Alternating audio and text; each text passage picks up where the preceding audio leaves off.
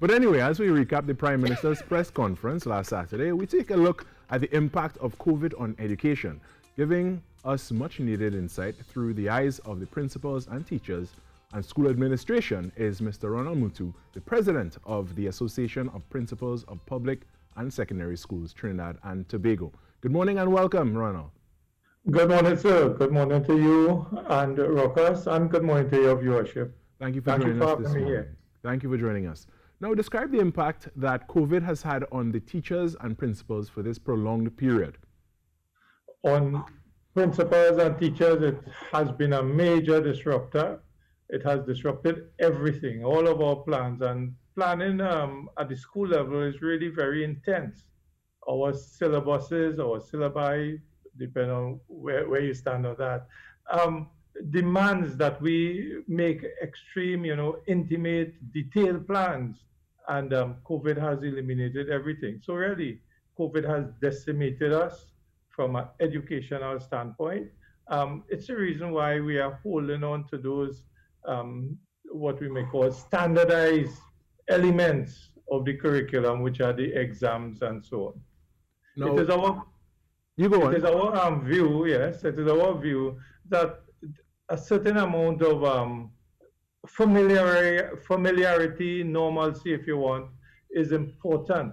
It acts as therapeutic to our students, our teachers, and everyone, hence our support for examinations at this stage.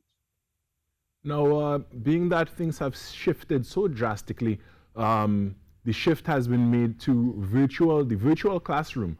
How has that been when it comes to teachers and principals? How has the adjustment to that been?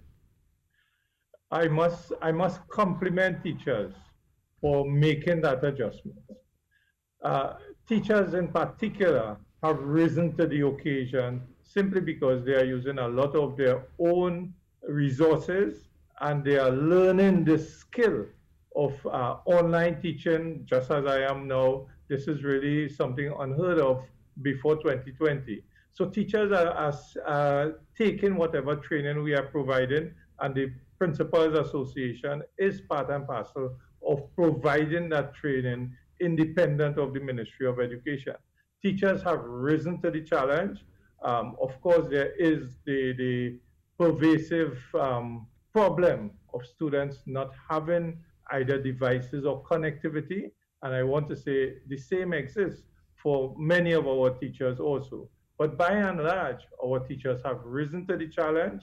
And our main problem now is that our students, when we experimented with it, of course, between March and June, is that our students need to commit to logging on and become familiar with online teaching learning as part and parcel of our delivery from here on in. Now, as you mentioned earlier about children who may not have internet access and teachers who may not, how is the association prepared to aid in that regard? Well, the association can do so much. I must point out that the Association of Principals of Public Secondary Schools of Trinidad and Tobago is a voluntary organization. So we are simply giving our time to ensure that teaching and learning occurs. In fact, I want to say that as principals, that is our focus, that we attempt to preserve teaching and learning as much as we can. And we do not have the resources to provide students or even our teachers with devices or connectivity. So that's why we are engaging with partners. For instance, there is a NGO called RSC International, and we are engaging with them to provide the training for our teachers. And I want to point out, not only at the Trinidad level, but throughout the Caribbean, RSC and CAPS, the Caribbean Association of Principals, have been providing this training throughout the Caribbean. We have, through RSC again, we have procured some devices, but these are really desktops, and they will pose a problem in its own for students to house these and so on. Right. But there's so much we can do, so very little we can do, and we must depend on the ministry and the government to do the necessaries there. But we are providing training for our teachers as much as we can. So you do what you can with what you have. And aside from training, what are the support, mental wellness support and such is the association offering to teachers and principals? Well, all of that falls really under our training, because the Association of Principal apps TT is really geared towards the professional upliftment of our profession. So that's where our focus is at all time. So even in our training, we have um, incorporated a part of our training called mindfulness and wellness, Right. which we are imparting onto our teachers and educators in general. And we are reminding them that it's important to incorporate these things when we are interfacing with our um, students.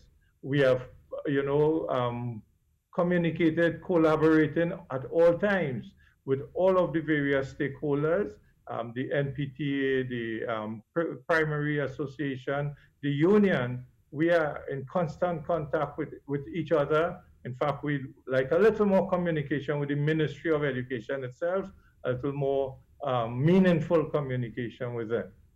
Aside from some of the need for funding and such, what are some of the other challenges that has come up during this time?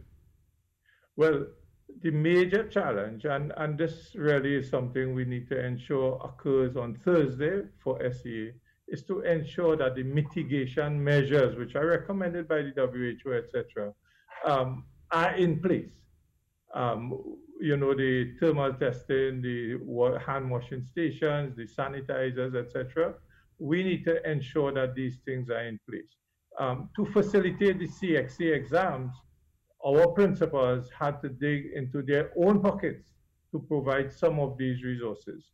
School funds, especially for the government schools, are very, very meager, so that these are quickly exhausted.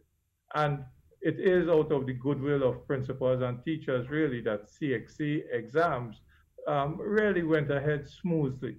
We are finding too that our students, in particular our students, when they see each other, it is difficult for them to stay away from each other.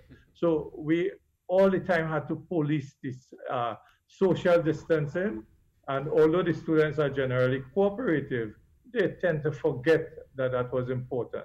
So we are saying too that the ministry, the government, they need to ensure that there is a massive awareness campaign so that our students, they would know what is expected of them, and that we wouldn't have to separate them after the fact, and that amount of policing.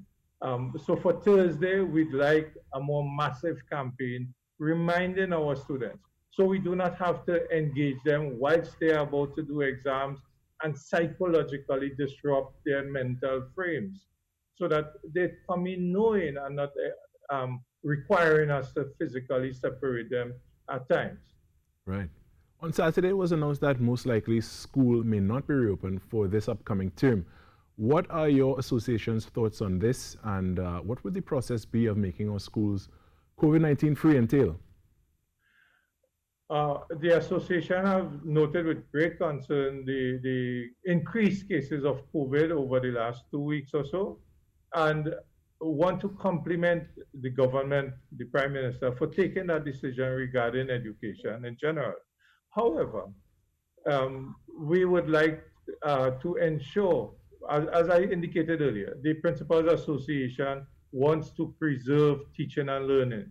We understand the importance of our students writing exams. So closure of schools at this point in time, probably until January, means that questions arise. Will our students be writing CSEC and CAPE next year? Right.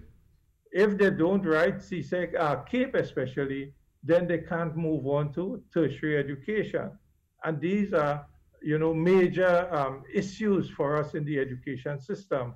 Hence, I'm saying that we must have meaningful and, immediate compromises, immediate communication, compromised by all, because again, the level of online teaching and the level of accountability of our teachers to us as principals, as the evaluators of what is taking place in the education system is not really spelled out in a teacher's job description. Right. Hence the need for the communication, the union, the principals associations, the NPTA, the ministry, all of us, we need immediate communication, deliberate and meaningful communication, so that we could ensure that our students, our own children really, receive what is really their right, equitable and proper education.